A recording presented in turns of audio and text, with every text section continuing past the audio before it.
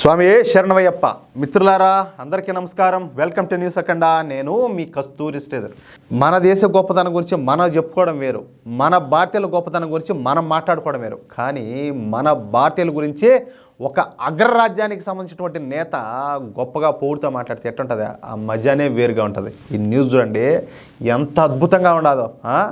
భారతీయుల గురించి American senator ఒక ఆయన చాలా అద్భుతంగా మాట్లాడినాడు. సరే న్యూస్ చూడండి ఒకసారి. మొత్తానికి మనకు మాత్రం మళ్ళీ చాలా మంచి రోజులు వస్తున్నాయి. కలిసి వచ్చే కాలం వస్తే నడిచి వచ్చే కొడుకులు పుడతారని చెప్తారు కదా మన పెద్దోళ్ళు. ఇప్పుడు చూడండి ఈ న్యూస్ చూడండి. ఈ న్యూస్ వింటే మీకు అది నిజం అవుతుంది అనిపిస్తుంది అనమాట. దిక్కుమాలినటువంటి ఈ జో బైడెన్ పార్టీ అమెరికా అధ్యక్ష ఎన్నికల్లో ఘోరంగా ఓడిపోయింది. ఇప్పుడు డొనాల్డ్ ట్రంప్ అమెరికా అధ్యక్షుడిగా విజయం సాధించి ఈ నెల 25వ తారీఖున ప్రమాణ స్వీకారం అయితే చేయనున్నారు. ఇక బంగ్లాదేశ్లో కూడా బంగ్లాదేశ్ ప్రధాని అయినటువంటి మొహమ్మద్ యూనస్కు వ్యతిరేకంగా బంగ్లాదేశ్ ఆర్మీ వ్యవహరిస్తుంది. అర్థమవుతుందా? అంటే చూడండి మన దేశ వ్యతిరేక శక్తులకు పడుతుంది అంతా కూడా. పైగా బంగ్లాదేశ్ ఆర్మీ జనరల్ భారత్కు మద్దతుగా ఇప్పుడు మాట్లాడుతూ ఉండడం విశేషం. నేను దీనికి సంబంధించి నేను ఒక వీడియో కూడా చేశాను. సరే ఇక అసలు విషయానికి వద్దాం. రిచ్ మెక్ కార్మిక్ ఈయన పేరు అర్థమవుతుందా? ఈయన ఒక అమెరికన్ అన్నమాట. ఈయన అమెరికాలో బాగా పేరు మోసినటువంటి టాప్ అమెరికన్ లా మార్కర్. ఈయనది రిపబ్లికన్ పార్టీ. ఎవరిది? డొనాల్డ్ ట్రంప్ ఉన్నాడు కదా ఆయన పార్టీనే. ఓకేనా? ఇక ఈయనది అమెరికాలోని జార్జియా రాష్ట్రం. ఈ జార్జియా రాష్ట్రం నుంచి ఈ రిచ్ మెక్ కార్మిక్ అమెరికన్ కాంగ్రెస్ మెన్గా గెలుపొందినాడు. ఇక్కడ కాంగ్రెస్ మెన్ అంటే ఇక్కడ ఉండేటటువంటి కాంగ్రెస్ పార్టీ అనుకోవద్దు, అది వేరు ఇది వేరు. అర్థమైందా? అంతేకాకుండా ఈయన అమెరికాలో బాగా పేరు మోసినటువంటి ఫిజిషియన్ కూడా, అంటే డాక్టర్. ఓకేనా? ఇక ఈ రిచ్ మెక్ కార్మిక్ అమెరికన్ కాంగ్రెస్ ఎన్నికల్లో గెలుపొందిన తర్వాత మొదటిసారి యుఎస్ హౌస్ ఆఫ్ రిప్రజెంటేటివ్స్లో మాట్లాడినారు. ఇక్కడ అమెరికన్ హౌస్ ఆఫ్ రిప్రజెంటేటివ్స్ అంటే మన పార్లమెంట్లో అదేనమాట. అర్థమైందా? ఇక ఈ అమెరికన్ కాంగ్రెస్ మెన్ అయినటువంటి ఈ రిచ్ మెక్ కార్మిక్ మాట్లాడుతా మనం ఈ ప్రపంచంలో అనేక దేశాలను మనం చూసినాం.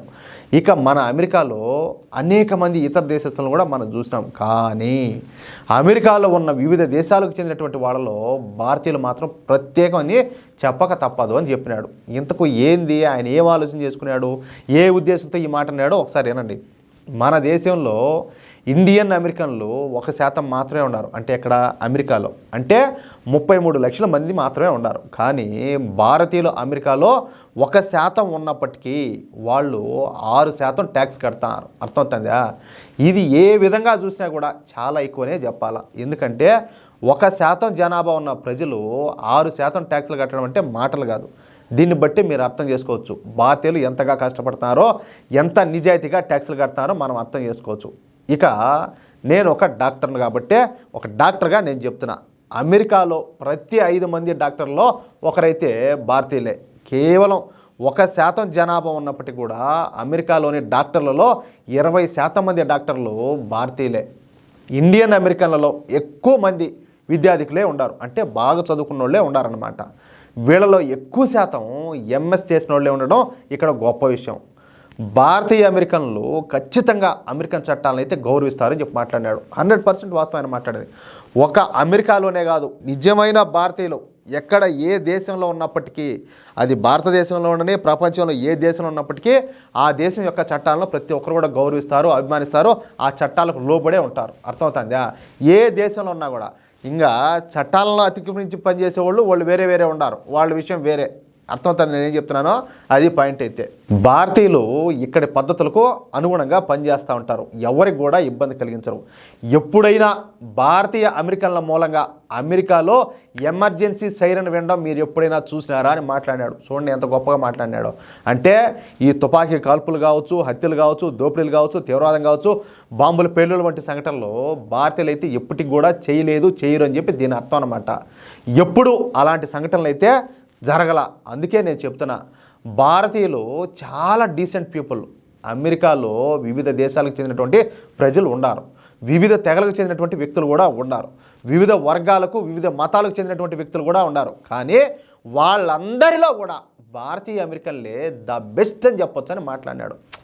ఎంత గొప్పగా చెప్పినావు స్వామి. వాళ్ళు పనిచేసే విధానం కూడా అదే విధంగా ఉంటుంది. ఎటువంటి చిరాకు పడకుండా, ఒకరిని ఇబ్బంది పెట్టకుండా తమ పని తాము చేసుకుంటూ ఉంటారు. ఇలా ఎంతమంది చేయగలుగుతారని చెప్పి మాట్లాడినాడు. ఇంతకో నాకు అర్థమే కాల, ఎట్ట అర్థం చేసుకున్నాడు ఈయన మన భారతీయుల గురించి ఇంత గొప్పగా, ఎంత దగ్గరగా చూస్తుంటాడు ఈయన. ఒకసారి మీరు ఆలోచించండి. దీన్ని బట్టే కొంతమందిలాగా భారతీయులు మరొకరిని ఇబ్బందులు పెట్టడం, జిహాదీలు చేయడం, తీవ్రవాద దుశ్చర్యలకు పాల్పడడం, రాడికలిజాన్ని పెంపొందించడం వంటి పనులు ఎంత మాత్రం కూడా చేయలేదు, చేయబోరు కూడాను అని చెప్పి మాట్లాడినాడు. అంటే మన వాళ్ళనే కాదు, అవతల వాళ్ళని కూడా బాగా అబ్జర్వ్ చేసినట్టున్నాడు ఆయన. ప్రస్తుతం అమెరికాలో అమెరికన్ సిటిజన్షిప్ కోసం 10 లక్షల మంది భారతీయులు ఎదురు చూస్తున్నారు. వాళ్ళందరికీ కూడా అమెరికన్ సిటిజన్షిప్ ఇవ్వాలని చెప్పేసి నేను ప్రభుత్వానికి విజ్ఞప్తి చేస్తున్నా. ఎందుకంటే అమెరికాలో ఎంతమంది భారతీయులు ఉంటే మన అమెరికా అంతా సురక్షితంగా ఉంటుందంట. భారతీయుల గురించి మన భారతీయుల కంటే ఎక్కువగా గొప్పగా అమెరికన్ కాంగ్రెస్మెన్ అయినటువంటి ఈ రిచ్ మెక్కార్మికో చెప్పడం విశేషం అనమాట. ఎంత గొప్పగా చెప్పినాడు చూడండి మీరు. ఈ వీడియో చూసేవాళ్ళు ప్రతి ఒక్కరికి అర్థమవుతూ ఉంటుంది ఆయన ఎంత గొప్పగా మాట్లాడినాడు మన భారతీయుల గురించి అనేసి. అది కూడా అమెరికన్ హౌస్ ఆఫ్ ఈ రిప్రజెంటేటివ్స్లో మాట్లాడడం గొప్ప విషయం. అంటే ఇప్పుడిప్పుడే అమెరికన్లు మన భారతీయుల గొప్పదనం గురించి, మన విచక్షణ గురించి, మన సామర్థ్యం గురించి తెలుసుకుంటారనమాట. అర్థమవుతుందా?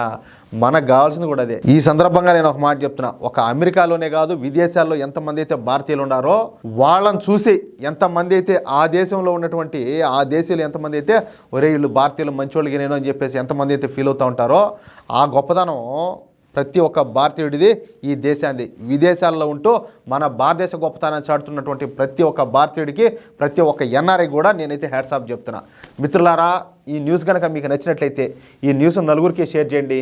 అదేవిధంగా ప్రతి ఒక్కరు కూడా మీ యొక్క అమూల్యమైన అభిప్రాయాలను ఖచ్చితంగా కామెంట్ చేయండి. ఓకేనా? ఇంకొక విషయం, ఈ న్యూస్ చూస్తున్న ఏ ఒక్కరు కూడా సబ్స్క్రైబ్ చేసుకోకుండా అయితే ఉండొద్దు. ప్రతి ఒక్కరు కూడా మన ఛానల్ సబ్స్క్రైబ్ చేసుకోండి. ప్లీజ్ సపోర్ట్ చేయండి. జై శ్రీరామ్. స్వామి శరణమయ్యప్ప.